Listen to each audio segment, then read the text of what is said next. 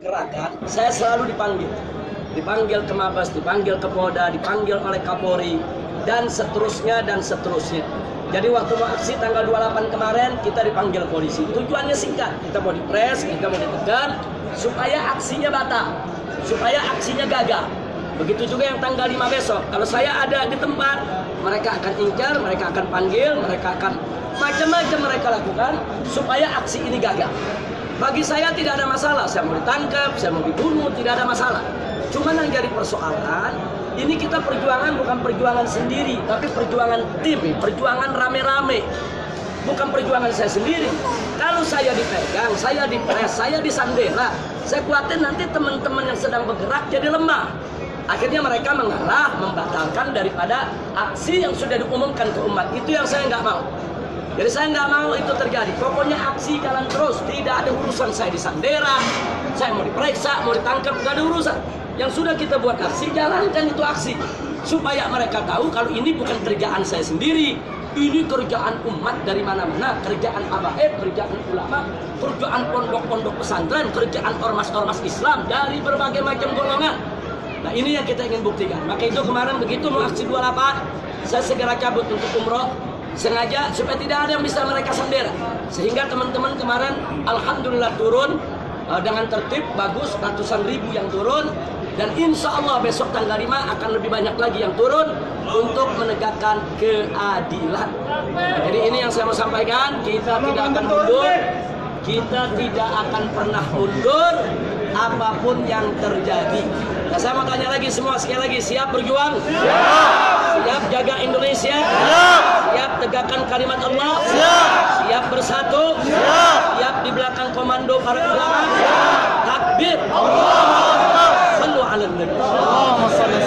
Sebelum kita akhiri, kalau ada satu atau dua pertanyaan silakan. Silakan. Waalaikumsalam.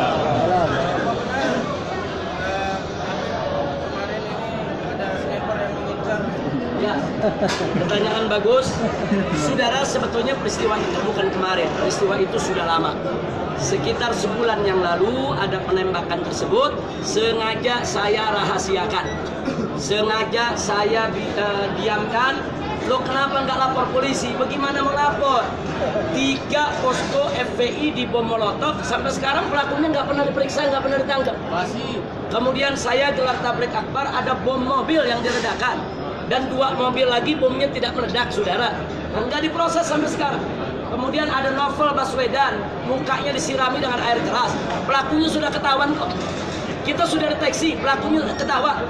Yaitu pelakunya seorang pengusaha keturunan, saudara, yang punya usaha dalam kemasan kelautan dan memakai 2 preman dari timur untuk menyirami daripada yaitu Novel Baswedan dengan air keras. Nah sekarang orangnya udah ada, identitas ada, udah diproses. Jadi mau ngapain repot-repot saya laporin soal penembakan, saudara?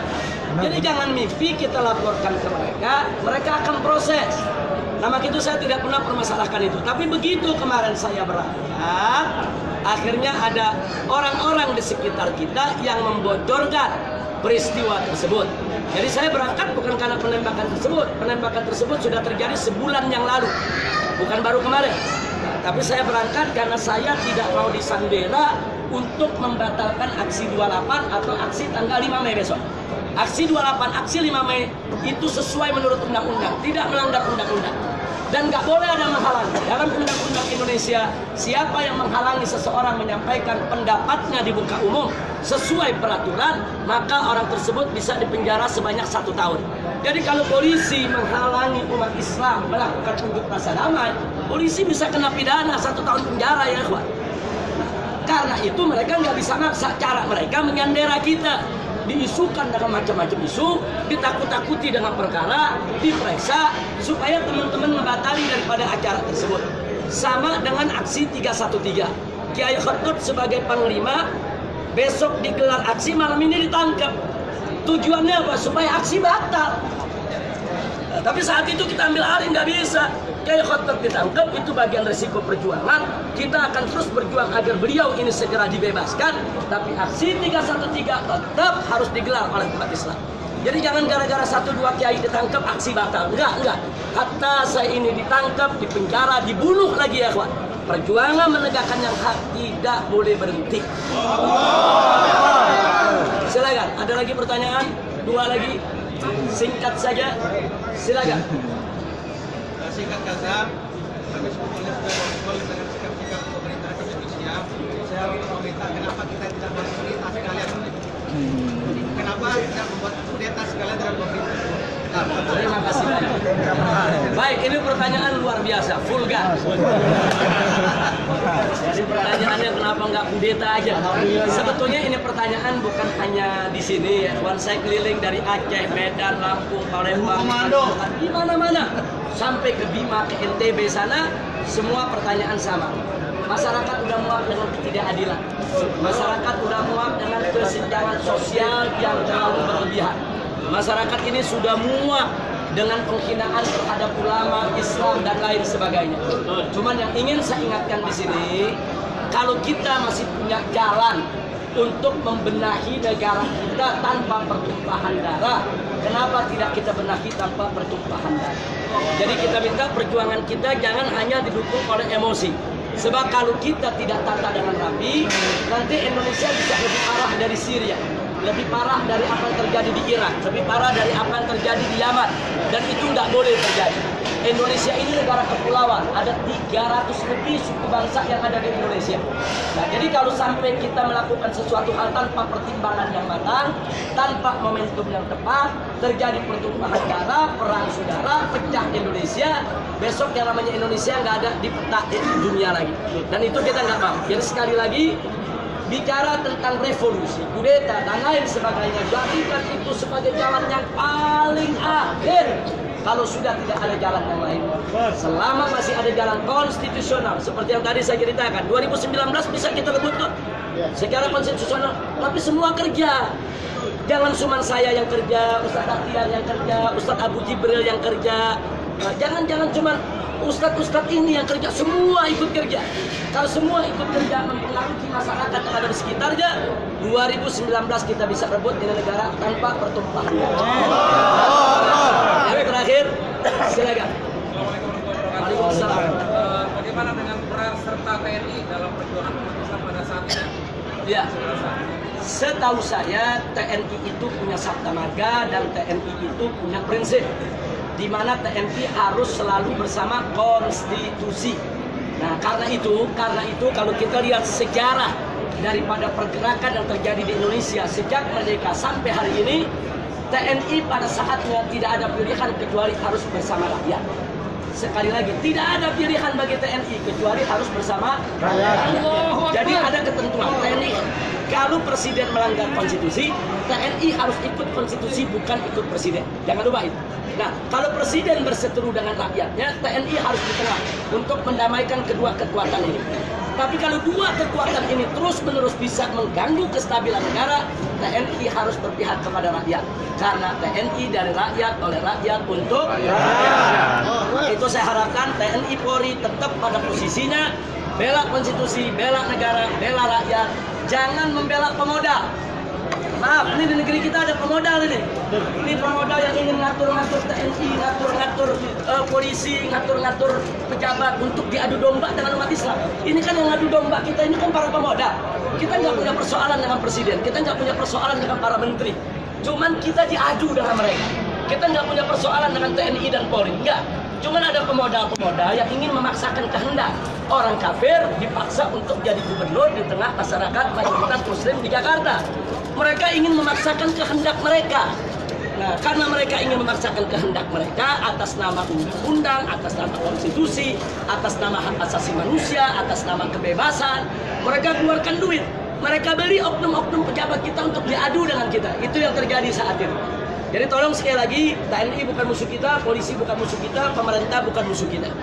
Jadi kita mestinya menyelamatkan mereka, merangkul mereka semua untuk kita pisahkan dari pemodal-pemodal jahat.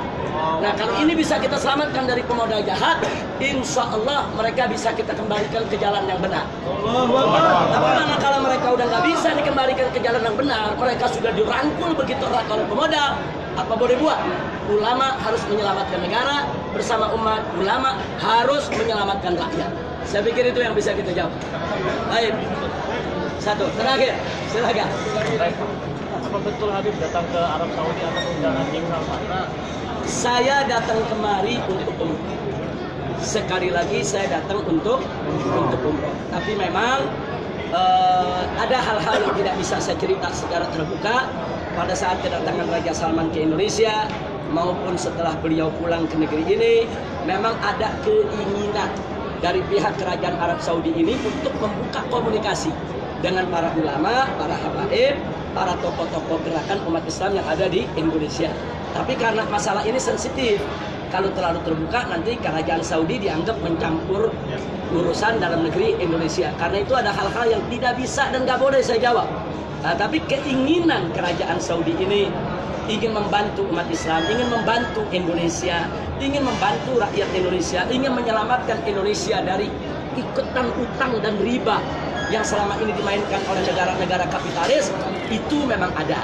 Nah, cuman kan pemerintah Saudi kan dalam hal ini kan sebagai negara tentu harus mengambil langkah yang sangat hati-hati. Tapi terlepas dari itu semua, kedatangan Raja Saudi kemarin ke Indonesia itu membuka satu wacana baru, itu membuat posisi daripada gerakan umat Islam di sana semakin kuat, langsung atau tidak langsung.